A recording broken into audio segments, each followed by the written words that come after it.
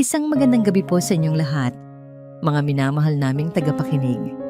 Muli, samahan ninyo ang inyong lingkod sa isang paglalakbay kung saan ang mga kwento ng puso ay ating binibigyang buhay. Sabi nila, lahat daw ng tao ay may presyo na sa gitna ng matinding pangangailangan, kahit ang pinakamatibay na paninindigan ay kayang gibain ng pera. Pero paano kung ang sagot sa kasakiman ng mundo ay hindi matatagpuan sa yaman, kundi sa busilak na puso ng isang musmos na hindi pa marunong sumilip sa halaga ng salapi? Halina't pakinggan natin ang kwento ni Hiraya at ang isang gabing babago sa takbo ng kanyang buhay. Malamig ang gabi sa loob ng Casa Aplaya. Kasing lamig ng puso ng nag-iisang taong gising pa sa mansyon sa mga oras na yon. Nakatayo si Raja del Fuego sa harap ng malaking salaming bintana ng kanyang opisina. Tanaw ang madilim na karagatang tila walang katapusan. Sa isang kamay, hawak niya ang isang baso ng pinakamamahaling alak. Sa kabilang kamay, ang alaala ng isang matamis na nakaraan na naging mapait na kasinungalingan. Sa ibabaw ng kanyang mesa, may isang larawan ng isang babaeng nakangiti. Dati, ang nangiting iyon ang bumubuo ng kanyang araw. Ngayon, iyon ang nagpapaalala sa kanya kung gaano kabilis mabibili ng pera ang pag-ibig at katapatan. Lahat kayo, pare-pareho lang, bulong niya sa hangin. Ang kanyang mga mata ay bumaling sa bakal na pinto sa gilid ng kanyang opisina. Isang vault. At sa gabing iyon, ang pinto niyon ay bahagyang nakaawang. Sa loob, sa ibabaw ng isang maliit na mesa, nakasalansan ang 5 tumpok ng 1,000 piso. 5 milyon, isang pagsubok, isang masamang biro na itinadhana para sa bagong kasambahay na naka-duty sa gabing iyon. Gusto niyang patunayan muli sa kanyang sarili na tama siya, na lahat ng tao ay mahina sa tukso. Samantala, sa kusina ng mga katulong, nanginginig ang mga kamay ni Hiraya habang pinupunasan ang huling pinggan. Hindi dahil sa pagod, kundi dahil sa kaba. Kanina pa siya tinawagan ng ospital. Mrs. De Leon, kailangan na po nating masettle ang bill ni Tala. Kung hindi po, baka mapilitan po kaming... Hindi na niya pinatapos ang sinabi ng nasa kabilang linya. Ang bawat salita ay parang punyal na tumatarak sa kanyang puso. Alam na alam niya ang ibig sabihin yon. Napasulyap siya sa maliit na silid sa tabi ng kusina kung saan pansamantala niyang pinatulog ang kanyang 6 na taong gulang na anak. Si Tala, ang kanyang bituin, ang kanyang buhay. May sakit ito sa puso. Isang bihirang kondisyon na nangangailangan ng tuloy-tuloy na gamutan. Nang gabing iyon, wala siyang mapag-iwanan dito, kaya isinama niya ito sa trabaho, sa kabila ng mahigpit na pagbabawal. Isinugal niya ang lahat. Dahan-dahan siyang pumasok sa silid. Hinaplos niya ang noo ng natutulog na anak. Anak, pasensya na kung kailangan maranasan mo to. Gagawin ni nanay ang lahat. Lahat. Bumalik siya sa trabaho, bit-bit ang balde at mga panlinis. Ang susunod sa listahan na niya, ang opisina ng amo nilang si Mr. Raja del Fuego. Isang lugar na ayon sa mga kasamahan niya ay sagrado at halos hindi pinapapasok ng sinuman. Sa labas ng pinto, huminga siya ng malalim. Tandaan mo, Hiraya, para to kay Tala. Pagpasok niya, halos mapanganga siya sa karangyaan. Ngunit hindi yun ang pumukaw sa kanyang atensyon, kundi ang kakaibang katahimikan. Sinimulan niya ang paglilinis. Bawat galaw ay maingat. Bawat kilos ay may pag-iingat na huwag makabasag ng kahit ano. Habang naglilinis, hindi niya namalayan na ang pinto na kanina'y isinara niya ay hindi pala tuluyang sumara. Mula sa maliit na silid, nagising si Tala. Hinanap ng mga mata niya ang kanyang ina. Nang hindi makita, dahan-dahan siyang bumangon at lumabas. Sinundan niya ang mahinang tunog ng pagpupunas hanggang sa marating niya ang malaking pinto ng opisina. Nanay, tawag niya sa mahinang boses. Nasa kabilang dulo ng opisina si Hiraya at hindi siya narinig. Ang mga mata ni Tala ay napako sa isa pang pinto, isang pinto na gawa sa bakal na bahagyang nakaawang.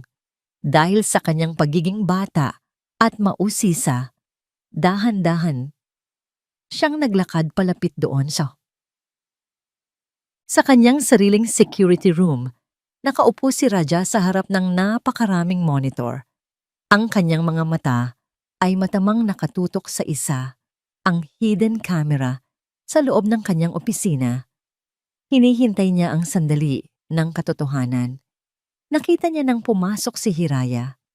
Nakita niya ang bawat kilos nito, pero maya-maya, isang maliit na anyo ang pumasok sa eksena. Ang kanyang noo ay kumunot. Isang bata. Pinanood niya ang paglapit ng bata sa vault. Ito na. Ito na ang sandaling hinihintay niya. Ang ina ang maglilinis at ang anak ang magnanakaw. Isang perpektong krimen, isang pamilyar na kwento ng kasakiman. Ngunit ang sumunod na nangyari ay nagpatigil sa kanyang paghinga. Nakita ni Tala ang mga pera. Ang ilan sa mga yon ay nagkalat sa gilid. Tila hindi maayos ang pagkakasalansan. Walang bakas ng pagnanasa sa kanyang mga mata. Sa halip, ang nakita ni Raja ay isang bahagyang pagkunot ng noo ng bata na para bang nakakita ito ng isang bagay na magulo. Bilin ni nanay, dapat laging maayos ang lahat. Bulong ni Tala sa kanyang sarili. Sa harap ng nanlalaking mga mata ni Raja del Fuego, dahan-dahang pinulot ng maliliit na mga daliri ni Tala ang mga perang nagkalat. Hindi para ibulsa, hindi para itago. Isa-isa niya itong pinatong sa ibabaw ng tumpok. Tinatapik-tapik pa ang gilid para maging pantay. Inayos niya ang bawat salansan na para bang nag-aayos lang siya ng kanyang mga laruan. Napatitig si Raja sa monitor. Ang kanyang puso, na matagal nang naging bato, ay nakaramdam ng isang kakaibang pagyanig. Hindi pagnanakaw ang ginagawa ng bata. Inaayos niya. Nang matapos, ngumiti si Tala, kontento sa kanyang ginawa. At saka siya lumingon at lumabas ng vault na para bang walang nangyari. Naiwan si Raja sa kanyang upuan, tulala. Ang 5 milyong pagsubok niya ay sinagot. Hindi ng kasakiman, kundi ng pinakadalisay na kawalang malay. Matagal siyang natahimik bago dahan-dahang dinampot ang telepono sa kanyang tabi. Isang numero lang ang tinawagan niya. Gideon, sabi niya sa isang boses na seryoso at puno ng bagong determinasyon. Alamin mo ang lahat tungkol sa babaeng iyan. Lahat. Ilang araw ang lumipas. Para kay Hiraya, ang bawat araw ay isang maliit na pakikibaka. Ang alaala ng gabing iyon sa opisina ni Mr. Del Fuego ay nanatiling isang palaisipan, ngunit mas nangingibabaw ang takot para sa kalagayan ni Tala at ang bigat ng mga bayarin. Araw ng sahod. Gaya ng dati, pumila ang mga kasambahay sa opisina ng kanilang head housekeeper na si Manang Lorna. Bawat isa ay may ngiti sa labi. Maliban kay Hiraya, ang kanyang puso ay kumakabog sa kaba. Ang sahod niya ay sapat lang para sa renta at pagkain. Paano na ang ospital? Hiraya de Leon. Tumayo siya at lumapit. Iniabot ni Manang Lorna ang isang pamilyar na puting sobre. Ngunit sa pagkakataong ito, may kakaiba. Mas makapal, mas mabigat. Salamat po, Manang, sabi niya. Pilit nang ngumingiti. Naghahanap siya ng isang tahimik na sulok sa hardin bago niya binuksan ang sobre. Nanginginig ang kanyang mga daliri. Inaasahan niyang makita ang karaniwang halaga. Ngunit ang nakita niya ay nagpatigil sa kanyang paghinga. Isang tumpok ng mga 1,000 piso. Binilang niya. 1, 2, 3, 10,000, 20,000. Hindi ito tama. Binilang niya ulit. At ulit. Ang sahod niya na dapat ay nasa 8,000 lang ay biglang naging triple at may isa pang nakahiwalay na tumpok ng pera na may nakasulat na bonus. Napauupo siya sa isang bangko, nanlalambot ang mga tuhod. Hindi ito kapani-paniwala. Nagkamali kaya sila? Ngunit ang pangalan niya ay malinaw na nakasulat sa sobre. At sa sandaling iyon, ang lahat ng pag-aalala, lahat ng gabi ng pag-iyak sa takot, lahat ng dasal na hindi nasasagot, ay bumuhos sa anyo ng mga luhang hindi na niya napigilan. Ngunit hindi ito luha ng kalungkutan. Ito ay luha ng pasasalamat, luha ng pag-asa. Salamat po, Diyos ko. Salamat po. Hagulgol niya ng walang tunog. Niyakap niya ang sobre na para bang iyon ang pinakamahalagang bagay sa buong mundo. Para sa kanya, iyon nga. Iyon ang gamot ni Tala. Iyon ang kanilang pagkain. Iyon ang isang bagong simula. Kinabukasan, bago pumasok sa trabaho, dumaan si Hiraya sa isang maliit na tindahan. Sa unang pagkakataon sa loob ng maraming buwan, namili siya hindi dahil sa pangangailangan, kundi dahil sa kagustuhan. Binilhan niya si Tala ng isang malaking kahon ng pangkulay, 12 kulay. Dati, 3 pirasong krayola lang ang kaya niyang ibigay. Binilhan din niya ito ng isang maliit na manika na matagal nang tinititigan ng kanyang anak sa tuwing napapadaan sila. Pag-uwi niya, ang tuwa sa mga mata ni Tala nang makita ang mga regalo ay higit pa sa lahat ng perang natanggap niya.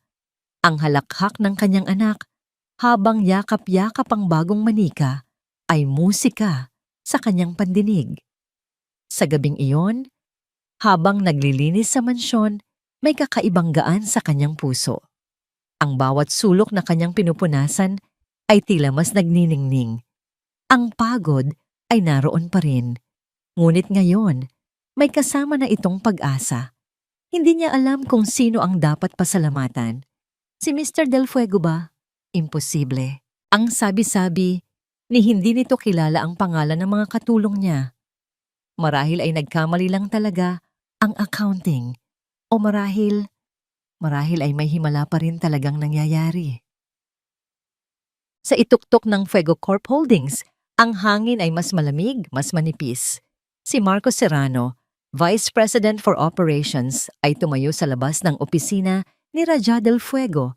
Inaayos ang kanyang mamahaling necktie. Hawak niya ang isang folder na naglalaman ng ulat tungkol sa isang matagumpay na deal na kasasara lang niya. 3 buwan niya itong pinaghirapan. Ito na ang pagkakataon niyang mapabilib ang big boss. Nang bumukas ang pinto, pumasok siya ng may kumpiyansa. Sir, good morning. I have the final report on the Singapore acquisition. We closed it 20% below the projected cost. Nakatayo si Raja sa harap ng bintana, nakatalikod. Hindi ito lumingon, tumango lang ito ng bahagya. Leave it on my desk. Iyon lang, walang papuri, walang pagbati, isang malamig na utos lang. Para kay Marco, ang reaksyon na yon ay isang sampal. Lumabas siya ng opisina, nag-alab ang panga sa pinipigilang galit. Habang naglalakad sa pasilyo, narinig niya ang 2 sekretarya na nagbubulungan malapit sa water dispenser. Narinig mo na ba? Yung bagong kasambahay daw sa mansyon ni Sir. Oh, grabe. Triple daw ang sweldo? At may bonus pa. Ano kayang ginawa nun? Baka, alam mo na, espesyal ang serbisyo? Sabi ng isa na may kasamang tawa. Tumigil ang mundo ni Marco. Ang bawat salita ay tumusok sa kanyang ego na parang karayom. Isang kasambahay, isang nobody, nakatanggap ng espesyal na pabor mula sa taong ni hindi siya binigyan ng pansin.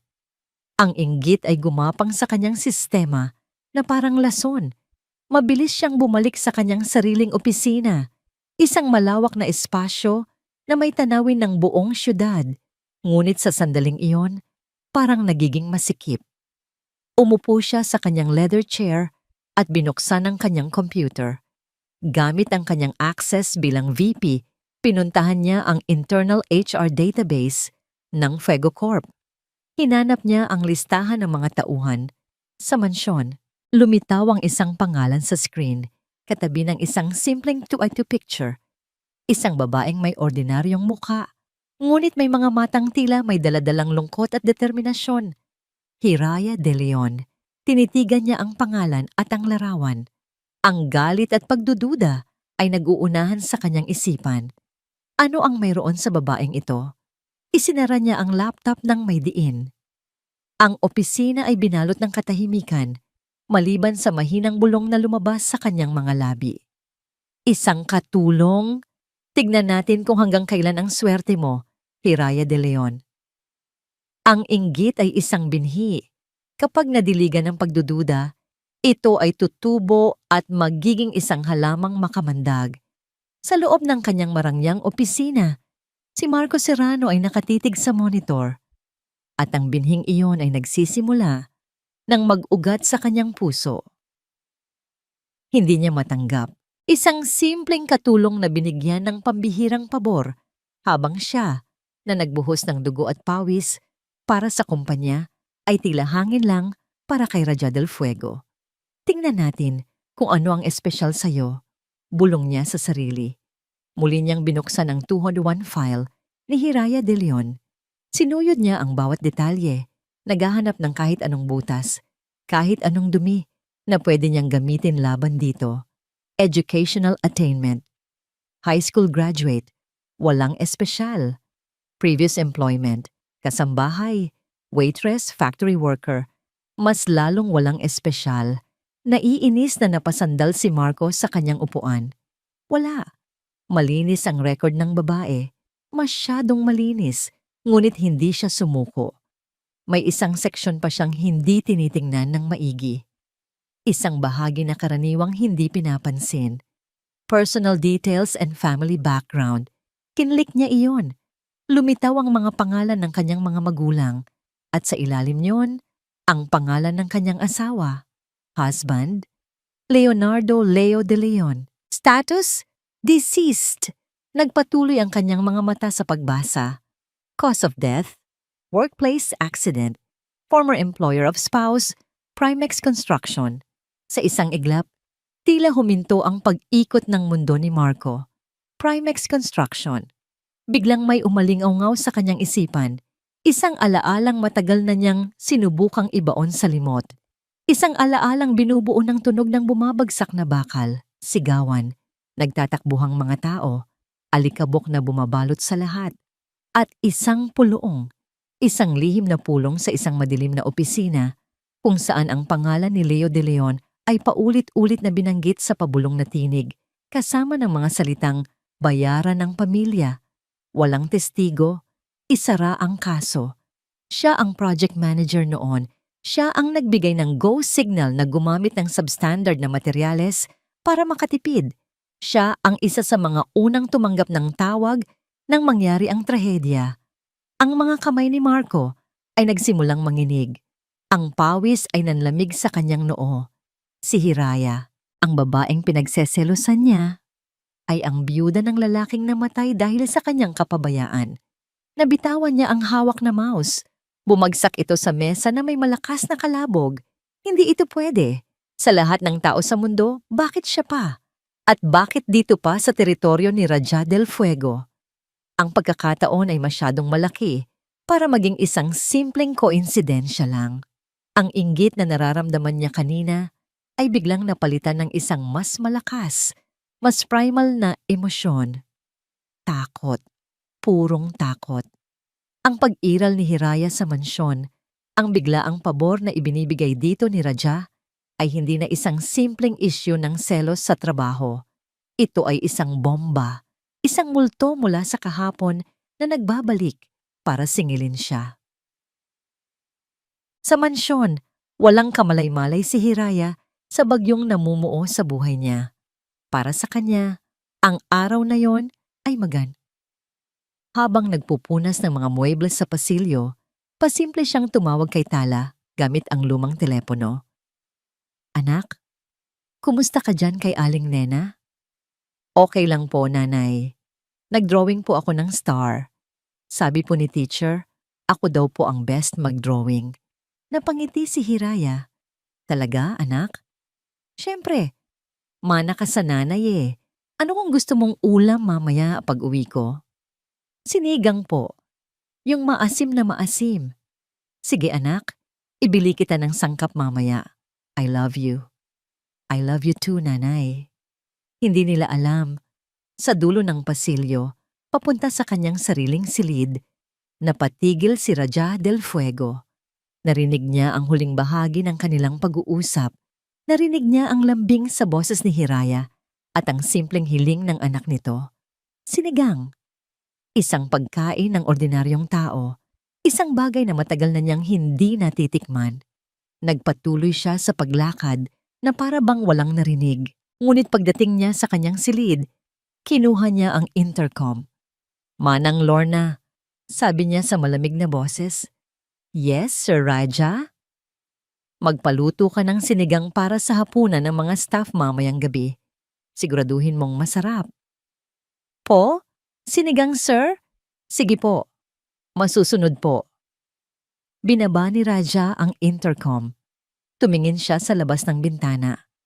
Isang maliit na bagay. Isang utos na walang sinuman ang makakahalata sa tunay na dahilan. Ngunit para sa kanya, iyon ang unang pagkakataon sa loob ng maraming taon na gumawa siya ng isang bagay hindi para sa kanyang sarili, kundi dahil sa narinig niyang simpleng pag-uusap. Bumalik ang focus kay Marco. Ang takot niya ay mabilis na naging desperasyon. Kailangan niyang kumilos. Kailangan niyang maunahan ang anumang pwedeng mangyari. Dinampot niya ang kanyang telepono at tinawagan ang isang numero na matagal na niyang hindi tinatawagan. Isang numero mula sa kanyang madilim na nakaraan. "Hello?" Sagot ng isang garalgal na boses sa kabilang linya. "Ako to," sabi ni Marco. Ang kanyang boses ay mahina, ngunit madiin. "Marco? Bakit ka napatawag? Akala ko ba?" "Kailangan nating mag-usap. Agad," putol ni Marco. "Tungkol sa Primex. Tungkol sa kaso ni De Leon." Natahimik ang kabilang linya. Bumalik siya. Dugtong ni Marco. Ang bawat salita ay puno ng panganib. Ang asawa niya. Nandito siya. Pagkatapos ng tawag, binuksan ni Marco ang isang nakatagong drawer sa ilalim ng kanyang mesa. Sa pinakailalim, sa ilalim ng mga papeles na wala ng silbi, may isang manipis na folder na kulay kape at may markang confidential. Kinuha niya ito. Ang alikabok ay dumikit sa kanyang mga daliri. Binuksan niya ito at tinitigan ang mga lumang dokumento, mga pirma, mga kasunduan sa katahimikan. Isinara niya ang folder ng may diin. Ang kanyang mga mata ay nag-aalab sa determinasyon na ipinanganak mula sa takot. Hindi pwedeng mabuksan muli ito. Bulong niya sa madilim na opisina. Kahit anong mangyari, ang takot ang pinakamahusay na panggatong sa kasamaan. At para kay Marco Serrano, ang takot na mabunyag ang kanyang nakaraan ay sapat na para sunugin ang sino mang humarang sa kanyang daan. Isang gabi, 2 araw matapos matuklasan ang katotohanan tungkol kay Hiraya, sinimulan ni Marco ang kanyang plano. Hindi ito enggrande, hindi ito komplikado. Nagsimula siya sa isang simpleng bitag, idinisenyo para sirain ang tiwala, at dungisan ng isang pangalang napakalinis. Sa isang madilim na sulok ng hardin ng mansyon, kinatagpo ni Marco ang isang bagong hardinero. Si Rody, isang taong may utang na loob sa kanya. "Simple lang ang ipapagawa ko sa'yo, Rody," sabi ni Marco. Ang boses ay mahina, ngunit may bigat. Iniabot niya rito ang isang makapal na sobre ng pera. Mamayang gabi, kapag ang babaeng yan, sabay turo niya sa isang litrato ni Hiraya sa kanyang telepono. Ang naka-duty sa loob, pumasok ka sa sala. May isang porselanang florera doon na galing pa sa China. Itago mo. Huwag mong basagin. Itago mo lang kung saan hindi agad makikita. Nag-alinlangan si Rody. "Sir, Baka mahuli po ako. Hindi ka mahuhuli. Titiyakin kong may ibang pagbibintangan. Gawin mo lang. At bukas, doble pa nito ang makukuha mo. At tandaan mo, malaki ang utang na loob mo sa akin. Nawala ang pag-aalinlangan sa mga mata ni Rhody, napalitan ng pagsunod na dulot ng pangangailangan at takot. Tumango siya. Gaya ng nakagawian, si Hiraya ay abala sa kanyang trabaho. Ang sala ang huli sa kanyang listahan. Maingat niyang pinunasan ang mga antigong gamit, ang mga mamahaling painting, at ang mga babasaging palamuti. Bawat kilos niya ay may kasamang dasal na sana ay walang masagi, walang mabasag. Hindi niya alam na sa bawat kilos niya may 2 pares ng mata ang nanonood mula sa magkaibang lugar. Si Marco, mula sa isang kotse na nakaparada sa labas ng gate, ay nakatutok sa isang maliit na monitor na konektado sa isang itinanom niyang microcamera. At si Raja, mula sa kanyang security room, ay pinapanood din ang lahat. Ngunit may alam siya na hindi alam ni Marco. Matapos ang insidente sa vault, inutusan niya si Gideon na maglagay ng mga karagdagang kamera sa bawat anggulo ng mansyon. Walang sino man ang nakakaalam, maliban sa kanilang dalawa. Nakita ni Raja ang pagpasok ni Hiraya sa sala. At ilang minuto pagkatapos, nakita rin niya ang pagpasok ng hardinero. Nakita niya ang mabilis nitong pagkuha sa florera at ang pagtatago nito sa ilalim ng isang malaking paso ng halaman sa may veranda. Isang ngisi ng pagkutya ang gumuhit sa labi ni Raja. Amateurs. Kinabukasan, ang katahimikan ng mansyon ay binasag ng nagpapanik na sigaw ni Manang Lorna. Nasaan ang Mingvas? Diyos ko po! Nawawala. Mabilis na kumalat ang balita. Ang lahat ng kasambahay ay tinipon sa sala. Ang tensyon ay ramdam na ramdam sa hangin. Ang florerang iyon ay hindi lang basta palamuti. Isa iyon sa mga paboritong koleksyon ng yumaong ina ni Raja. Sino ang huling naglinis dito kagabi? Tanong ni Manang Lorna. Ang kanyang mga mata ay nanlilisik. Lahat ng mata ay bumaling kay Hiraya. Nanlamig ang buong katawan ni Hiraya. Ako po, Manang. Pero wala po akong kinuha. Pinunasan ko lang po lahat ng gamit dito. Pagkatapos ko po umuwi na ako. Sigurado ka? Baka naman may kailangan ka lang talagang pagbayaran kaya napilitan kang... Sabi ng isa sa mga kasamahan niya. Ang boses ay puno ng akusasyon. Hindi po. Hindi ko po magagawa yon. Giit ni Hiraya. Ang mga luha ay nagsisimula nang mamuo sa kanyang mga mata. Siya ang bago. Siya ang biglang tumaas ang sahod. Siya ang pinakamadaling pagbintangan. Ang bawat salita ng pagdududa ay parang sampal sa kanyang pagkatao. Ang dangal na matagal niyang iningatan, ang tanging yaman na maipagmamalaki niya, ay biglang dinudungisan sa harap ng lahat. Nagsimula siyang umiyak, hindi dahil sa takot na maparusahan, kundi dahil sa sakit ng akusasyon. Wala po talaga akong kasalanan. Maniwala po kayo sa akin. Sa gitna ng kaguluhan, isang boses ang pumailan lang mula sa hagdanan, malamig, ngunit puno ng kapangyarihan. Ano na ngayong nangyayari dito? Lahat ay natahimik. Si Raja del Fuego, bihis na bihis sa kanyang business suit, ay dahan-dahang bumaba. Ang kanyang presensya pa lang ay sapat na para pigilin ang hininga ng lahat. Sir Raja, simula ni Manang Lorna, nawawala po ang Mingvas. At bakit siya ang pinagbibintangan ninyo? Tanong ni Raja. Ang tingin ay diretsong nakatuon kay Hiraya na nooy umiiyak na. Dahil siya po ang huling nandito kagabi, sir. Hindi naglakad si Raja palapit. Hindi niya tiningnan ang mga akusador. Ang kanyang mga mata ay nanatili kay Hiraya. Sa unang pagkakataon, nakita niya ito ng malapitan, ang pamumula ng kanyang mga mata, ang panginginig ng kanyang mga labi. At sa isang iglap, hindi isang katulong ang nakita niya, kundi isang ina, isang babaeng nasasaktan.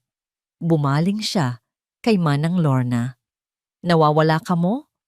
Ang boses niya ay kalmado. Hindi iyan nawawala. Naglakad siya papunta sa veranda. Sa pagkagulat ng lahat, yumuko siya at mula sa ilalim ng malaking paso, inilabas niya ang nawawalang plorera. Walang kahit isang gasgas, napasinghap ang lahat. Ako ang nagpalipat niyan kagabi. Pagsisinungaling niya nang walang kakurap-kurap. May nakita akong maliit na lamat. Ipapaayos ko sana. Nakalimutan ko lang sabihin sa inyo. Ibinalik niya ang plorera sa tamang lugar at hinarap ang lahat. Ang kanyang mga mata ay tila yelo. Tapos na ba ang drama? Bumalik na kayo sa mga trabaho ninyo. Isa-isang nag-alisa ng mga kasambahay, hindi makapaniwala sa nangyari. Naiwan si Hiraya, nakatayo pa rin, tulala. Nilampasan siya ni Raja na parang hangin. Ngunit bago ito tuluyang makaalis, huminto ito sandali, hindi lumilingon. Sa susunod, sabi nito sa isang boses na para lamang sa pandinig ni Hiraya, mag-iingat ka. At saka ito nagpatuloy sa paglakad, iniwan si Hiraya na nakatayo roon. Ang kanyang puso ay kumakarera. Hindi na lang dahil sa takot, kundi dahil sa isang bagong damdamin na hindi niya maintindihan. Bakit? Bakit siya pinrotektahan ng isang taong halos hindi niya kilala? Ang kabiguan ay parang gasolinang ibinuhos sa nag-aalab ng galit ni Marco Serrano. Ang pagprotekta ni Raja kay Hiraya ay hindi niya nakita bilang isang simpleng pagkakataon. Nakita niya ito bilang isang deklarasyon. Isang patunay na ang babae ay may espesyal na lugar sa mundo ng taong pinakahinahangad niyang makuha ang atensyon. Kung hindi siya kayang tanggalin ng simpleng pagnanakaw, bulong ni Marco sa sarili habang nakaupo sa dilim ng kanyang opisina. Kung gayon, kailangan natin ng isang krimen na kahit si Raja del Fuego ay hindi kayang pagtakpan. Naintindihan niya ngayon. Hindi sapat ang pagdududa, kailangan niya ng isang bagay na mas malaki. Isang bagay na aalog sa pundasyon ng Fuego Corp. Isang kasalanan na ang parusa ay hindi lang pagkatanggal sa trabaho, kundi pagkasira ng buong buhay. Corporate espionage, pagbebenta ng sikreto ng kumpanya. Ilang araw at gabing nagplano si Marco. Makalipas ang isang linggo, inilunsad niya ang kanyang pinakatusong sandata. Hindi na ito isang simpleng bitag. Ito ay isang masalimuot na web ng kasinungalingan, hinabi sa tulong ng teknolohiya at ng kanyang access sa sistema ng kumpanya. Una, kinontak niya ang isang underground hacker, isang taong may malaking utang na loob sa kanya mula sa mga dati nilang illegal na transaksyon. Kailangan kong magtanim ng ebidensya, sabi ni Marco sa kabilang linya. Ang boses ay walang emosyon. Gusto kong palabasin na ang isang IP address mula sa isang maliit na internet cafe sa Barangay Pag-asa ay nag-access sa private server ni Raja. Pagkatapos, gusto kong magkaroon ng peking email trail, isang email mula sa isang dummy account na ipapadala sa pinakamalaking kakumpetensya natin, ang Sterling Global. Ang email ay maglalaman ng blueprint ng bago nating geothermal project sa Batangas. Mahirap yan, Marco. Mahigpit ang security ni Raja, sagot ng hacker. Walang mahirap kung tama ang bayad, giit ni Marco. At siguraduhin mong ang lahat ng digital footprint ay maituturo sa isang tao. Si Hiraya de Leon. Isang umaga, ang Fuego Corp Holdings ay ginulantang ng isang emergency board meeting. Ipinatawag ito mismo ni Marco Serrano na may daladalang folder at isang anyo ng matinding pag-aalala sa kanyang mukha. Sa loob ng boardroom, ang tensyon ay halos mahahawakan. Naroon ang mga pinakamataas na opisyal ng kumpanya, Lahat ay nagtataka sa biglaang pagpupulong. Sa dulo ng mahabang mesa, nakaupo si Raja. Ang kanyang muka ay parang isang maskarang hindi mabasa. Mga ginoo, mga binibini, simula ni Marco, ang kanyang boses ay nagpapanggap na mabigat sa kalungkutan. Mayroon tayong lason sa loob ng ating kumpanya. Isa-isa niyang inilatag ang kanyang mga ebidensya. Ang pekeng server logs, ang printout ng mga pekeng email, at ang huling pako sa kabaong. Isang pekeng bank statement na nagpapakita ng malaking deposito sa isang account na nakapangalan kay Hiraya de Leon na di umano'y galing sa isang subsidiary ng Sterling Global. Ang geothermal project ay ang pinakamalaki nating proyekto sa susunod na 5 taon. Ang blueprint na ito, kung mapupunta sa kamay ng Sterling, bilyon-bilyon ang mawawala sa atin. Nagsimula ang bulungan sa loob ng kwarto. Ang mga tingin ng pagkabigla ay napalitan ng tingin ng galit. Sino ang Hiraya de Leon na yan? Tanong ng isang miyembro ng board. Isa siyang kasambahay sa mansyon ni Sir Raja. Sagot ni Marco. Tinitiyak na may sapat na diin sa salitang kasamami. Kasambahay para ipamukha ang kabalintunaan ng sitwasyon. Lahat ng mata ay bumaling kay Raja. Hinihintay nila ang kanyang reaksyon. Ang kanyang hatol. Tinitigan ni Raja ang mga papel sa kanyang harapan. Ang mga ebidensya ay mukhang perpekto. Masyadong perpekto. Kilala niya ang sistema ng kanyang seguridad. Alam niyang halos imposible itong mapasok. Ngunit ang ebidensya ay nasa harap na ng lahat. At ang pressure mula sa board ay hindi maaring balewalain. Ang kanyang isipan ay bumalik sa gabing iyon sa security room. Ang isang batang maingat na nag-aayos ng pera, ang isang inang nagtatrabaho ng may dignidad, hindi sila magkakatugma sa larawang ipinipinta ngayon ni Marco.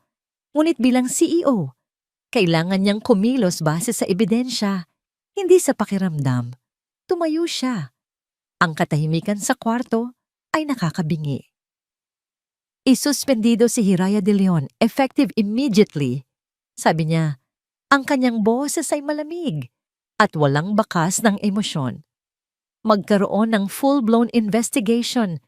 Walang sino mang pwedeng makipag-usap sa kanya maliban sa legal department. Understood? Tumango ang lahat. Isang ngiti ng tagumpay ang palihim na sumilay sa mga labi ni Marco Mompapakawa. Ang balita ay dumating kay Hiraya na parang isang kidlat sa isang maaliwalas na langit. Ipinatawag siya sa opisina ni Manang Lorna kung saan naghihintay ang 2 unipormadong security guard at isang abogadong hindi niya kilala. Hiraya de Leon, simula ng abogado sa isang formal na tono. Dahil sa isang sensitibong investigasyon na isinasagawa ng kumpanya, ikaw ay sinuspinde sa iyong trabaho nang walang bayad hanggang sa susunod na abiso. Bawal kang pumasok sa alinmang pag-aari ng FegoCorp. Pinagbabawalan ka ring makipag-ugnayan sa sino mang empleyado ng kumpanya. Hindi maintindihan ni Hiraya ang nangyayari. Po, anong investigasyon? Ano po ang kasalanan ko? Hindi namin maaaring sabihin ang mga detalye sa ngayon, sagot ng abogado, na iniabot sa kanya ang isang formal na sulat. Basahin mo na lang yan. Ngayon, kailangan mo nang kunin ang iyong mga gamit at umalis. Ang mundo ni Hiraya ay gumuho. Ang pag-asa na naramdaman niya nitong mga nakaraang linggo ay biglang naging abo. Habang naglalakad siya palabas ng gate, bit-bit ang kanyang maliit na bag, pakiramdam niya ay pinagsakluban siya ng langit at lupa. Hindi niya alam kung ano ang kanyang kasalanan. Ang alam niya lang, ang tanging bagay na nagbibigay sa kanya ng pag-asa para kay Tala ay bigla na lang binawi. Malayo sa mansyon, sa loob ng isang itim na sasakyan, pinanood ni Gideon Reyes ang lahat. Inilabas niya ang kanyang telepono at tinawagan ang kanyang boss. Sir, nakaalis na po siya. Katahimikan ang sumagot sa kabilang linya bago nagsalita si Raja. Ang kanyang boses ay mas malamig pa kaysa dati. puno ng isang bagong panganak na galit at determinasyon. Gideon, hindi ko siya pinagdududahan. Ang gusto kong malaman ay kung sino ang may gawa nito. Hanapin mo siya. Para kay Gideon Reyes, ang utos ni Raja del Fuego ay hindi isang simpleng trabaho. Ito ay isang misyon. Sa loob ng 20 taon, siya ang anino, ang mata, at ang tainga ng pamilya del Fuego. At sa lahat ng taon na yon, natutunan niyang kilalanin ang pagkakaiba sa boses ng kanyang amo, ang boses ng negosyante, ang boses ng nagagalit, at ang pinakabihirang marinig, ang boses ng isang taong handang pumatay para sa prinsipyo. Iyon ang boses na narinig niya sa telepono. Sa kanyang high-tech na command center sa basement ng Fuego Corp Tower, si Gideon ay napapaligiran ng mga monitor na nagpapakita ng mga linya ng code, satellite maps, at mga security feed. 2 araw na siyang hindi natutulog. Ang kanyang tanging kasama ay ang walang katapusang tasa ng itim na kape at ang determinasyong mahanap ang hinihingi ng kanyang amo. Ang katotohanan, ang mga ebidensyang inilatag ni Marco ay, sa unang tingin, perpekto. Ngunit para sa isang sanay na tulad ni Gideon, ang pagiging perpekto nito ang siyang unang senyales ng panloloko. Masyadong malinis, bulong ni Gideon sa kanyang sarili habang sinusuri ang digital trail. Ang IP address na ginamit ay madaling matrace pabalik sa isang internet cafe sa Barangay Pag-asa. Masyadong madali. Ang isang tunay na corporate spy ay gagamit ng maraming layers ng proxy servers, VPNs, para halos imposibleng matunton. Ito ay parang isang imbitasyon para sundan, isang patibong na idinisenyo para ituro ang lahat sa isang direksyon. Sinimulan niyang i-backtrace ang digital signature ng pekeng email at doon niya natagpuan ang unang maliit na hibla. Isang maliit na piraso ng metadata na nakalimutang burahin ng hacker ni Marco. Isang fragment na, kapag pinagsama-sama, ay nagturo sa isang server na pagmamay-ari ng isang kumpanyang dati nang na-blacklist ng Fuego Corp para sa mga iligal na gawain. Isang kumpanyang may connection noon kay Marco Serrano sa isang lumang proyekto. Gotcha! Mahinang sabi ni Gideon, ngunit hindi ito sapat. Ang ebidensyang ito ay nagpapatunay lang na may frame-up, ngunit hindi nito sinasagot ang pinakamahalagang tanong. Bakit? Bakit si Hiraya?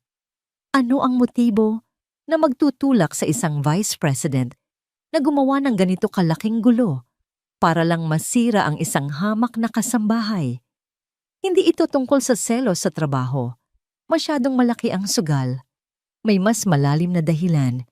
At para mahanap iyon, kailangan niyang maghukay hindi sa mga server, kundi sa nakaraan. Inilipat ni Gideon ang kanyang imbestigasyon mula kay Hiraya papunta kay Marco. Sinimulan niyang halongkatin ang bawat detalye ng buhay nito, ang kanyang financial records, ang kanyang mga dating koneksyon, at ang pinakaimportante, ang kanyang employment history bago pa man ito mapunta sa Fuego Corp. At doon, sa ilalim ng listahan ng mga kumpanyang pinagtrabahuan ni Marco, isang pangalan ang tumalon mula sa screen at tila sumampal kay Gideon. Primex Construction, Project Manager, 2015 to 2018.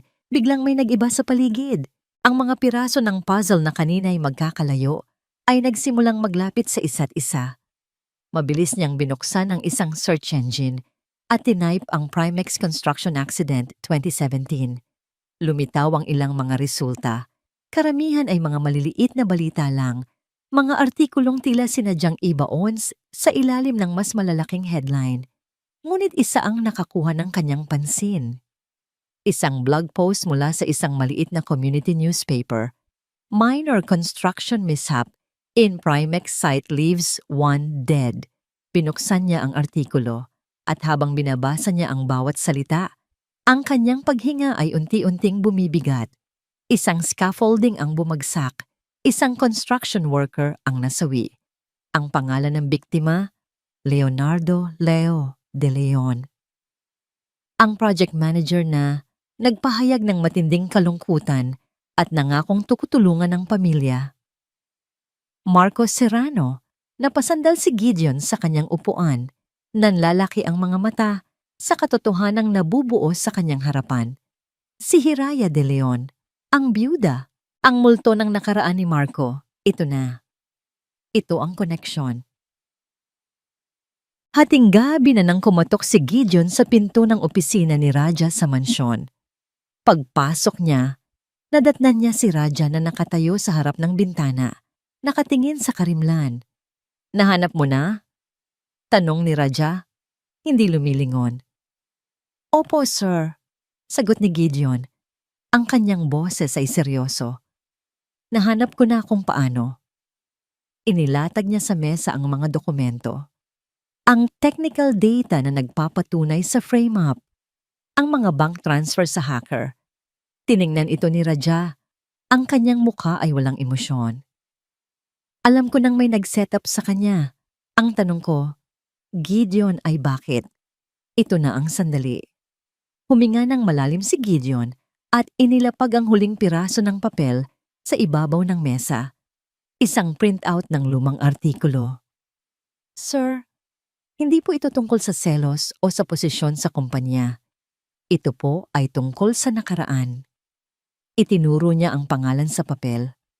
Ang asawa ni Hiraya, na si Leo De Leon, namatay po siya sa isang construction accident 5 taon na ang nakalipas. Sa isang proyektong hawak ng kumpanyang ito, itinuro niya ang isa pang pangalan. At ang project manager noon, sir, ay si Marco Serrano. Isang nakakabinging katahimikan ang bumalot sa silid. Dahan-dahang kinuha ni Raja ang papel. Binasa niya ang bawat salita. Ang kanyang mga daliri ay humigpit sa papel, sapat na para lukutin ito. Sa wakas, naintindihan na niya ang lahat. Ang desperasyon, ang kalupitan. Hindi sinusubukan ni Marco na paalisin si Hiraya. Sinusubukan niyang burahin ang isang multo. Ang lamig sa mukha ni Raja ay biglang napalitan ng isang bagay na mas nakakatakot. Isang kalmadong galit. Isang galit na nag-aapoy sa kanyang mga mata. Dahan-dahan siyang lumingon kay Gideon. Ang kanyang mukha ay nababalot ng anino. "Hayop siya," sabi ni Raja sa isang boses na halos pabulong, ngunit puno ng lason. Tumingin siya sa labas, sa syudad na nasa ilalim ng kanyang mga paa. Ang kanyang isipan ay malinaw na ngayon. Ang kanyang layunin ay simple na lang. "Hindi lang natin siya sisirain, Gideon," sabi ni Raja.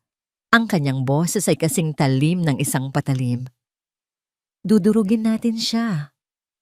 Ang bawat araw na lumilipas ay parang isang pabigat na idinadagdag sa balikat ni Hiraya.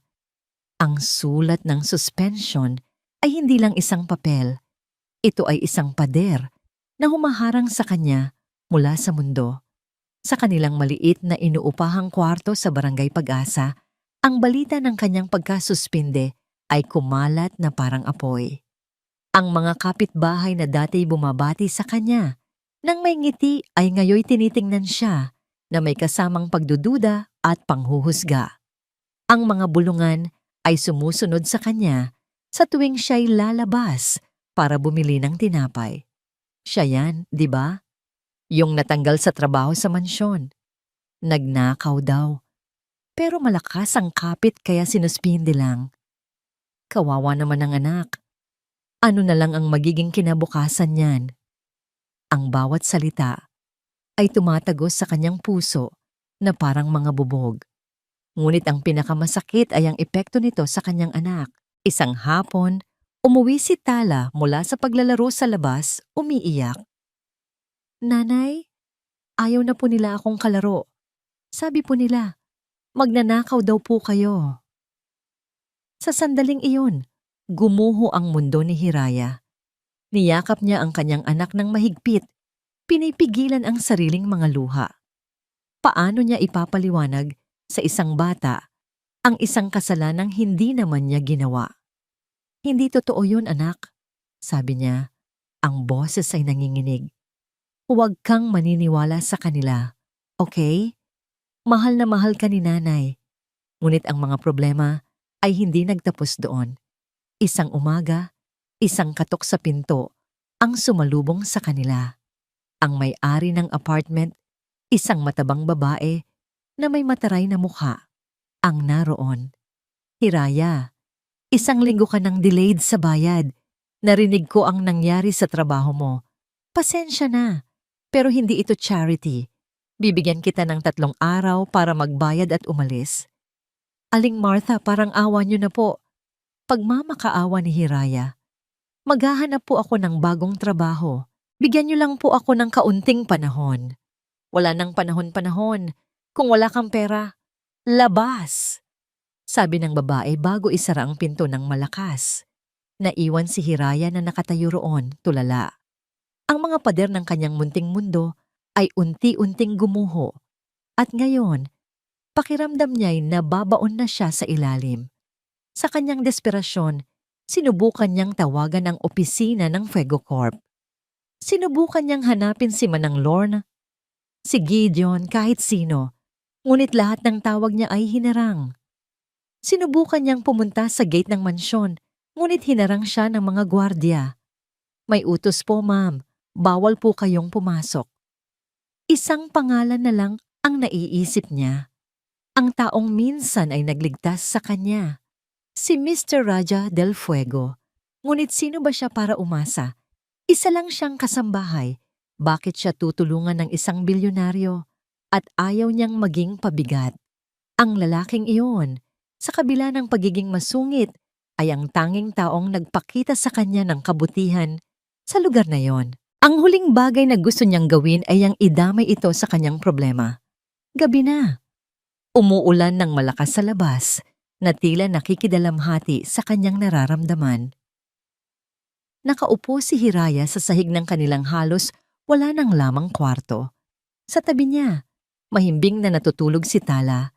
Yakap-yakap ang manikang binili niya noong mga araw na puno pa siya ng pag-asa. Pinagmasdan niya ang mukha ng kanyang anak, payapa. Walang kamalay-malay sa unos na kanilang kinakaharap. At sa sandaling iyon, nagdesisyon si Hiraya. Hindi ito tungkol sa kanya. Hindi ito tungkol sa kanyang dangal o sa kanyang pangalan. Ito ay tungkol kay Tala. Kailangan niyang protektahan ang kanyang anak mula sa mundong ito na napakadungis. At hindi nila yon magagawa dito. Dahan-dahan siyang tumayo. Kumuha siya ng isang pirasong papel at isang maliit na ballpen. Umupo siya sa sahig at sa liwanag ng isang maliit na kandila, nagsimula siyang magsulat. Mr. Del Fuego, hindi ko po alam kung aabot ito sa inyo. Gusto ko lang po magpasalamat sa kabutihan ninyo. Salamat po sa pagtanggol ninyo sa akin noon. Hindi ko po malilimutan yon. Hindi ko po alam kung ano ang kasalanan ko. Pero maniwala po kayo, wala po akong ginawang masama. Siguro po, hindi lang talaga para sa akin ang lugar na ito. Aalis na po kami ni Tala. Huwag na po ninyo kaming hanapin. Ayoko na po kayong maabala pa. Salamat po ulit sa lahat. Gumagalang. Hiraya tinupin niya ang sulat at inilagay sa ibabaw ng maliit na mesa. Kinuha niya ang kanilang maliit na bag na naglalaman lang ng ilang pirasong damit at ng mga gamot ni Tala. Dahan-dahan niyang kinarga ang natutulog niyang anak. Binalot ito sa isang kumot. Sa huling pagkakataon, nilibot niya ng tingin ang kwartong naging kanilang tahanan. Bago siya tuluyang lumabas, humalik siya sa noo ni Tala. Patawarin mo si nanay, anak, bulong niya. Dala-dala ang pinakamamahal niyang yaman. Lumabas si Hiraya sa gitna ng malakas na ulan. Naglakad siya patungo sa sakayan ng bus, palayo sa syudad, palayo sa mga akusasyon, palayo sa lahat. Ang bawat hakbang ay mabigat, ngunit para sa kanya, ito na lang ang tanging paraan. Ito ang pagtatapos ng pag-asa. Samantala, sa loob ng command center, nagmamadaling pumasok ang isang tauhan ni Gideon. Sir! Sir Gion! Ano yon? Tanong ni Gideon, nakasalukuyang kausap si Raja sa telepono. Pinaplano ang kanilang susunod na hakbang. Sir, si Hiraya de Leon po. Umalis na. Nakita po siya ng asset natin na sumakay sa bus papuntang probinsya. Natahimik si Gideon. Sa kabilang linya, narinig niya ang pagtigil sa paghinga ni Raja. Ano? Ang boses ni Raja ay halos hindi maririnig. Umalis siya. Naiwan si Raja sa kanyang opisina. Hawak ang telepono. Nakatingin sa kawalan. Ang babaeng gusto niyang protektahan, ang babaeng nagsimulang magpabago sa kanya, ay sumuko na at wala siyang nagawa para pigilan ito. Sa sandaling iyon, ang makapangyarihang si Raja del Fuego ay nakaramdam ng isang bagay na matagal na niyang hindi naramdaman, pagkatalo. Ang biyahe sa bus ay tila isang panaginip para kay Hiraya. Ang mga ilaw ng syudad ay dahan-dahang naglaho, napalitan ng kadiliman ng probinsya. Sa bawat kilometrong kanilang nilalakbay palayo, pakiramdam niya ay may isang bahagi ng kanyang pagkatao na naiiwan. Ngunit sa tuwing titingnan niya ang payapang mukha ng natutulog na si Tala sa kanyang kandungan, alam niyang tama ang kanyang desisyon. Bumaba sila sa isang maliit na bayan sa probinsya ng Laguna, kung saan walang nakakakilala sa kanila. Gamit ang natitirang kaunting pera, umupa siya ng isang maliit na kwarto sa likod ng isang palengke. Ang buhay ay mas mahirap. Ang amoy ng palengke at ang ingay ng mga tricycle ang kanilang bagong umaga. Ngunit dito, walang mga mapanghusgang mata. Dito, sila ay mga anino lang, nagsisimula muli mula sa wala. Nakatanggap si Hiraya ng trabaho bilang tagahugas ng plato sa isang maliit na karinderya. Ang sahod ay kakarampot, sapat lang para sa kanilang pagkain at sa upa. Bawat gabi, pagkatapos ng 14 na oras na trabaho, umuuwi siyang pagod na pagod, amoy mantika at pawis. Ngunit sa pag-uwi niya, isang ngiti mula kay Tala ang nagpapawi ng lahat ng kanyang paghihirap. Isang gabi, habang hinahalungkat ang kanilang nag-iisang bag para hanapin ang damit ni Tala, may nahulog mula sa isang lihim na bulsa nito. Isang maliit, luma, at tupi-tuping notebook. Iyon ang notebook ng kanyang yumaong asawa. Nanginginig ang mga kamay na pinulot niya ito. Dahan-dahan niyang binuklat. Sa loob, nakasulat ang sulat kamay ni Leo. Hindi ito isang diary. Ito ay isang talaan. Isang talaan ng mga araw na hindi sila pinasahod ng tama. Isang talaan ng mga murang materyales na pinapagamit sa kanila. Isang talaan ng mga reklamo ng kanyang mga kasamahan na hindi pinakinggan. Sa huling pahina, may isang pangungusap na isinulat ni Leo ilang araw bago siya maaksidente. Hindi baling mahirap, Hiraya ko. Ang mahalaga, marangal. Lalaban tayo para sa tama. Habang binabasa niya ang mga salitang iyon, ang mga luhang pinipigilan ni Hiraya ay bumuhos. Ngunit hindi na ito luha ng pagkatalo. Ito ay luha ng panghihinayang. Bakit siya tumakbo? Bakit siya sumuko? Ang pagtakas ba ay ang tamang paraan para ituro kay Tala ang kahalagahan ng dangal? Niyakap niya ang notebook. Ang papel na iyon, na puno ng mga hinaing ng kanyang asawa, ay naging isang sulo sa kanyang madilim na gabi. Biglang nag-apoy muli ang isang bagay sa loob niya. Isang apoy na matagal nang pinatay ng takot at pag-aalinlangan. Ang apoy ng paglaban, hindi para sa kanyang sarili, kundi para kay Leo, para kay Tala, at para sa lahat ng mga taong inaapi at walang kakayahang lumaban. Sa Maynila, ang mansyon ni Raja del Fuego ay naging isang war room. Ang pag-alis ni Hiraya ay hindi niya tinanggap bilang isang pagkatalo, kundi bilang isang hamon. I-deploy mo lahat. Utos ni Raja kay Gideon, ang kanyang boses ay walang lugar para sa argumento. Gamitin mo lahat ng ating assets. Bawat airport, bawat seaport, bawat terminal ng bus. Gusto kong makita ang mukha niya sa bawat CCTV camera sa buong Luzon. Hanapin ninyo siya. Para kay Raja, Hindi na ito tungkol sa isang kasambahay na na-frame up. Naging personal na ito. Ang pag-alis ni Hiraya ay parang isang sampal sa kanya, isang paalala ng kanyang kabiguan na protektahan ang isang taong inosente. At sa isang sulok ng kanyang puso na hindi niya gustong aminin, natakot siyang baka hindi na niya ito makita muli. Ilang araw ang lumipas, bawat ulat na dumarating ay negatibo.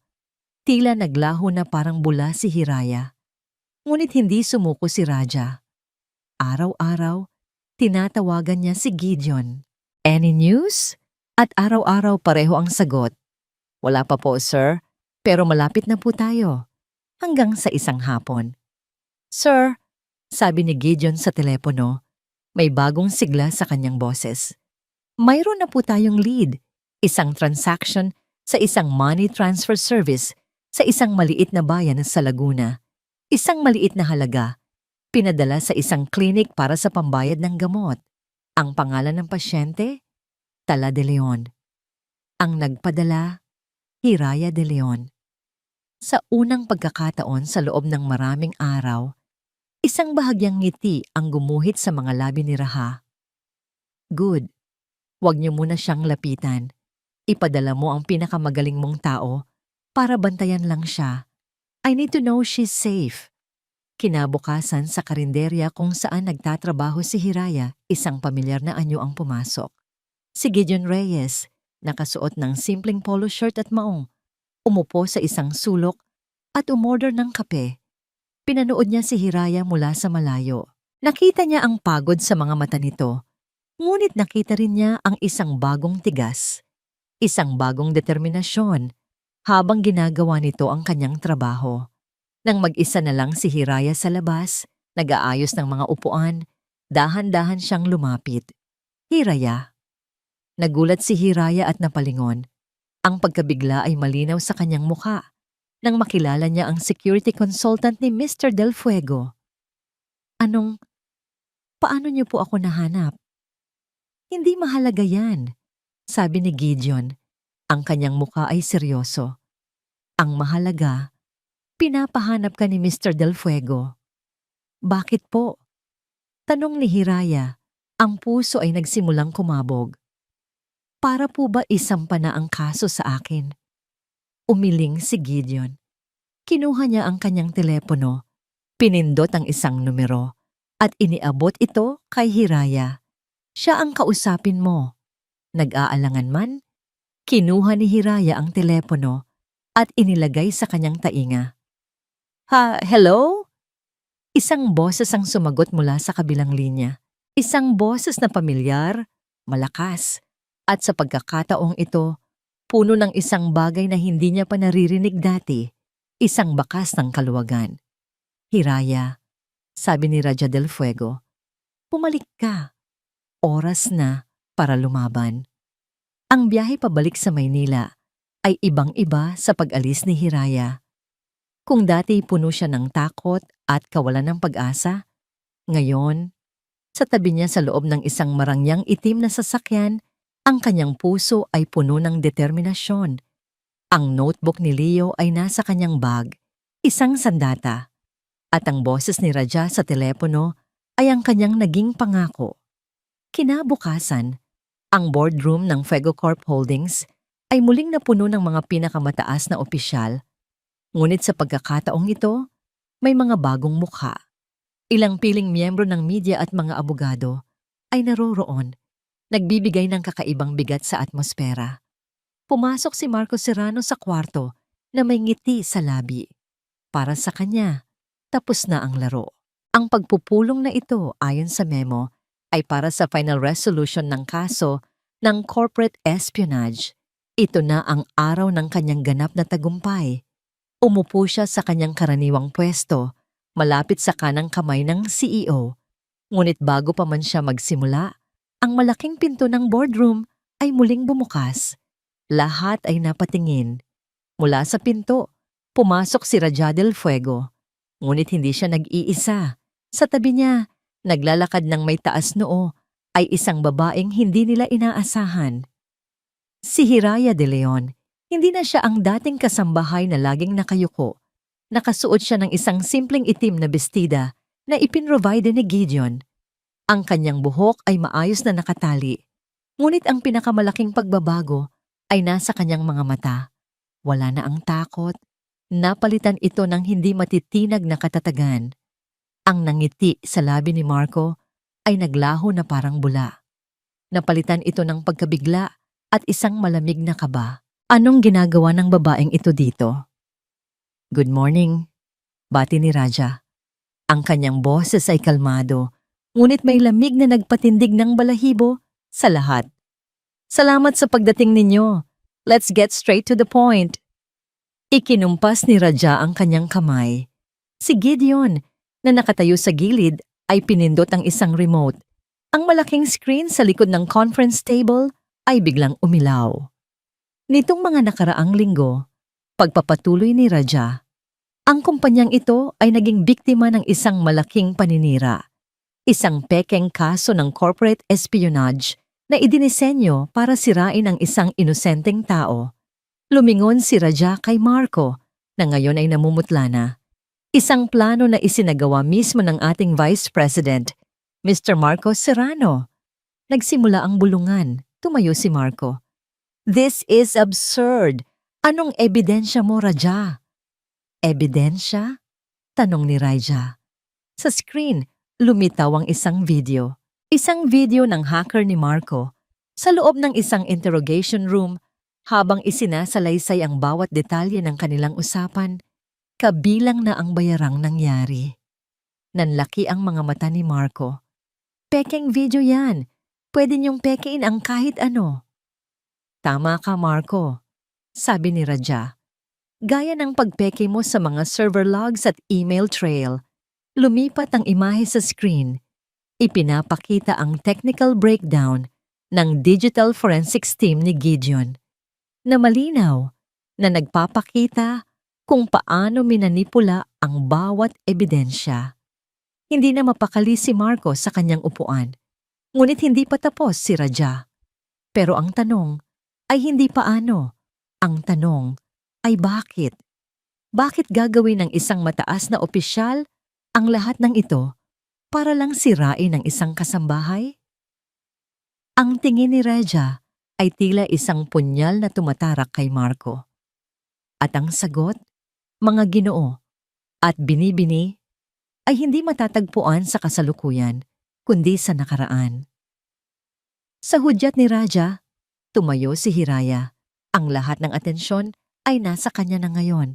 Sa una, nanginginig ang kanyang mga kamay, ngunit pagkatapos ay hinawakan niya ang notebook ng kanyang asawa. Ang pangalan ko po ay Hiraya de Leon. Simula niya, ang kanyang boses ay malinaw at matatag. Asawa po ako ni Leonardo Leo de Leon, isang construction worker. Binuklat niya ang notebook. 5 taon na po ang nakalipas, namatay ang asawa ko sa isang aksidente sa construction site ng Primex Construction. Ang bawat salita ay mabigat. Ang sabi po nila, aksidente. Ang sabi po nila, nabayaran kami ng tama. Pero ang totoo po, pinatahimik lang nila kami. Isa-isa niyang binasa ang mga nakasulat sa notebook, ang mga reklamo, ang mga substandard na materyales, ang mga patakarang hindi sinunod, at ang project manager na nag-aproba ng lahat ng iyon. Pagtatapos ni Hiraya, ang kanyang mga mata ay nag-aapoy habang nakatitig kay Marco. Ang taong nagtago ng katotohanan ay ang taong iyon. Itinuro niya si Marco. Sa sandaling iyon, ang pinto ng boardroom ay muling bumukas. Pumasok ang ilang mga matatandang lalaki at babae. Ang kanilang mga mukha ay puno ng lungkot at galit. Sila ang mga pamilya ng iba pang mga manggagawa na nasaktan at namatay sa ilalim ng pamamahala ni Marco sa Primex. Napatayo si Marco, gulong-gulo ang isip. Mga kasinungalingan. Lahat yan ay kasinungalingan. Wala kayong patunay. Wala nga ba, Marco? Mula sa pinto, 2 pulis na nakauniforme ang pumasok. Sa likod nila, si Rody, ang hardinero, na may kasamang abogado. Siya na pala ang naging susi para buksan ang lahat. Nangako ng testimonya kapalit ng proteksyon. Nilapitan ng mga pulis si Marco. Mr. Marco Serrano, inaaresto ka namin para sa mga kasong perjury, corporate sabotage, at multiple counts of reckless imprudence resulting in homicide. Hindi! Hindi niyo ako pwedeng galawin. Raja, may usapan tayo. Sigaw ni Marco habang pinoposasan, ngunit si Raja ay hindi na nakatingin sa kanya. Ang kanyang mga mata ay nakatuon kay Hiraya, na ngayon ay tahimik na lumuluha. Mga luha ng katarungan, mga luha para sa wakas, ay nabigyan ng kapayapaan ang kanyang asawa. Hinila ng mga pulis si Marco palabas ng kwarto, habang ang mga kamera ng media ay walang tigil sa pag-flash. Nang tumahimik na ang lahat, at ang naiwan na lang ay sila, dahan-dahang lumapit si Raja kay Hiraya. Ang mga miyembro ng board ay nakatingin, puno ng bagong paghanga at respeto sa babaeng akala nila'y isang magnanakaw. Dahan-dahang kinuha ni Raja ang kamay ni Hiraya. Isang kilos na hindi inaasahan ng lahat. Tapos na, Hiraya. Bulong niya. Sapat lang para marinig nilang dalawa. Tapos na ang lahat. Ang mga sumunod na linggo ay naging isang malaking pagbabago, hindi lang para kay Hiraya, kundi para sa buong Fuego Corp. Ang iskandalong isiniwalat sa boardroom ay yumanig sa mundo ng korporasyon, ngunit sa halip na magdulot ito ng pagbagsak, nagdulot ito ng paglilinis.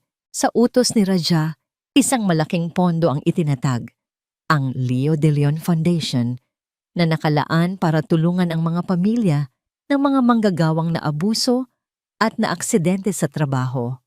Nagpatupad din siya ng mga bagong patakaran sa loob ng Fuego Corp, mga patakarang nagbibigay ng higit na proteksyon at benepisyo sa mga empleyado, mula sa pinakamataas hanggang sa pinakamababa.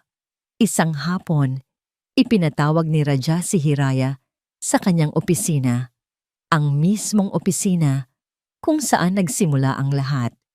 Ngunit ngayon, wala nang takot o pag-aalinlangan sa puso ni Hiraya. Pinatawag mo daw po ako, Sir Raja, sabi ni Hiraya, may kasama ng ngiti. Raja na lang, Hiraya, sabi nito, isang bahagyang namin ng ngiti rin ang gumuhit sa kanyang mga labi. At oo, may alok ako sa'yo. Inabot niya rito ang isang folder. Ayokong bumalik ka bilang kasambahay. Binuksan ni Hiraya ang folder. Department Head, Employee Welfare and Grievances Committee. Gusto kong ikaw ang mamuno sa bagong departamentong ito. Pagpapatuloy ni Raja. Ikaw ang magiging boses ng mga empleyado. Titiyakin mong walang sino man ang muling makakaranas ng inhustisya sa loob ng kumpanyang ito. Dahil naramdaman mo, dahil alam mo, walang mas karapat-dapat sa posisyong ito, kundi ikaw. Naluha si Hiraya, hindi na mapigilan ng emosyon. Hindi ito dahil sa posisyon o sa sahod. Ito ay dahil sa tiwala. Pero, high school graduate lang po ako. Ang integridad at katatagan ay hindi natututunan sa universidad. Hiraya, nasa puso yan. At sa aspetong yan, mas kwalipikado ka kaysa sa kahit sinong may doctorate degree. Seryosong sabi ni Raja. Tinanggap ni Hiraya ang alok. Sa unang araw niya sa kanyang bagong opisina, ang mga empleyadong dati humuhusga sa kanya ay siya ngayong bumabati ng may paggalang at pasasalamat. Siya ay naging isang buhay na simbolo ng pag-asa sa loob ng toring bakal ng Fuego Corp. Isang Sabado ng umaga, nagulat si Hiraya ng isang pamilyar na itim na kotse ang huminto sa tapat ng kanilang bagong, mas maayos na apartment. Isang apartment na si Raja mismo ang nag-ayos para sa kanila. Saan tayo pupunta, Raja? Tanong ni Hiraya nang makasakay. May isang tao tayong kailangang bisitahin, sagot lang nito. Nagmaneho sila palayo sa syudad, hanggang sa marating nila ang isang tahimik na sementeryo. Sa ilalim ng isang malaking puno ng akasya, may isang simpleng lapida. Leonardo Leo de Leon, isang mapagmahal na ama at asawa. Tumayo si Raja sa tabi ni Hiraya habang inaalay nito ang mga bulaklak. Hindi siya nagsalita. Hinayaan niya lang si Hiraya na magkaroon ng sarili niyang sandali. Salamat, Leo. Bulong ni Hiraya sa hangin. Natupad na ang pangarap mong hustisya. Patawad kong ngayon lang. Tumingin siya kay Raja. Salamat sa pagsama mo sa akin dito. Dapat lang, sagot ni Raja, ang kanyang tingin ay puno ng respeto. Gusto kong malaman niya na ang pamilyang iniwan niya ay nasa mabuting mga kamay na. Gabi na nang makabalik sila sa mansyon. Naglalaro si Tala sa dalampasigan sa likod ng Casa Aplaya. Habang sina Raja at Hiraya ay nakaupo sa buhanginan, pinapanood ang paglubog ng araw. Alam mo ba, simula ni Raja, habang nakatingin sa dagat, matagal na akong galit sa mundo. Ang tingin ko sa lahat, may presyo. Ang tingin ko sa lahat, manloloko. Sa unang pagkakataon, ikinuwento niya ang lahat, ang tungkol sa dati niyang kasintahan na ipinagpalit siya at ang mga sikreto ng kumpanya para sa pera. Ang sakit na naging lason sa kanyang puso sa loob ng maraming taon. Lahat yan ay totoo pa rin sa isip ko. Pagpapatuloy niya. Hanggang sa isang gabing may pumasok na isang maliit na anghel sa opisina ko, hindi para magnakaw, kundi para ayusin ang mga perang nagkalat. Napatingin siya kay Hiraya. Ang kanyang mga mata ay puno ng isang emosyon na matagal na niyang kinalimutan. Binago ninyo ni Tala ang lahat. Tinuruan ninyo akong muling maniwala na mayroon pa ring kabutihan sa mundo, na may mga bagay na hindi nabibili ng pera, katulad ng integridad, katulad ng pagmamahal. Natahimik si Hiraya. Ang puso niya ay kumakabog. Hiraya, sabi ni Raja. Dahan-dahang kinuha ang kanyang mga kamay. Hindi ko maibabalik ang nakaraan mo, pero hayaan mo sanang maging bahagi ako ng kinabukasan mo. Hayaan mong tulungan kitang buuin muli ang iyong mga pangarap, ang iyong Hiraya. Sa ilalim ng papalubog na araw, sa harap ng alon, walang engrandeng proposal, walang mamahaling singsing, tanging dalawang pusong sinugatan ng nakaraan at pinaghilom ng pagkakataon. Ngumiti si Hiraya. Isang ngangiti na sa wakas ay umabot na sa kanyang mga mata. Gusto ko yan, Raja.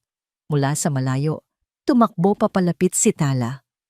Nanay, Mr. Raja, tignan niyo po, may shooting star.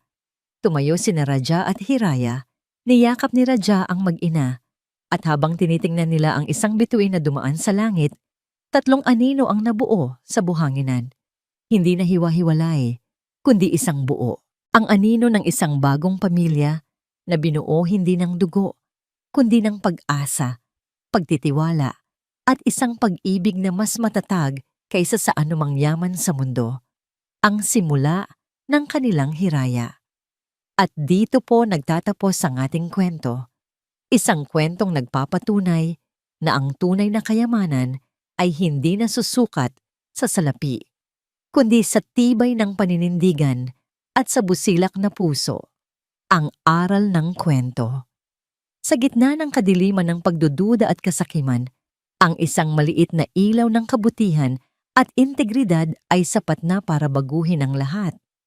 Maraming salamat po sa inyong walang sawang pagsubaybay at pakikinig. Sana po ay nasiyahan at may natutunan kayo sa kwento ni Raja at Hiraya.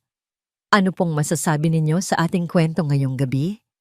At anong uri ng kwento naman ang gusto ninyong marinig sa susunod? I-comment lang po ninyo sa ibaba. Hindi dito nagtatapos ang ating paglalakbay. Marami pa pong kwentong kasing ganda at mas puno ng aral dito sa aming channel. Kung nagustuhan nyo ang kwentong ito, i-like, i-share sa pamilya at mga kaibigan, at mag-subscribe na rin para lagi kayong updated sa mga susunod pa naming kwento. I-click nyo ang notification bell para kayo ang unang makarinig kapag may bago kaming upload. Pagpalain po kayo ng Panginoon, kayo at ang inyong buong pamilya. Hanggang sa muli.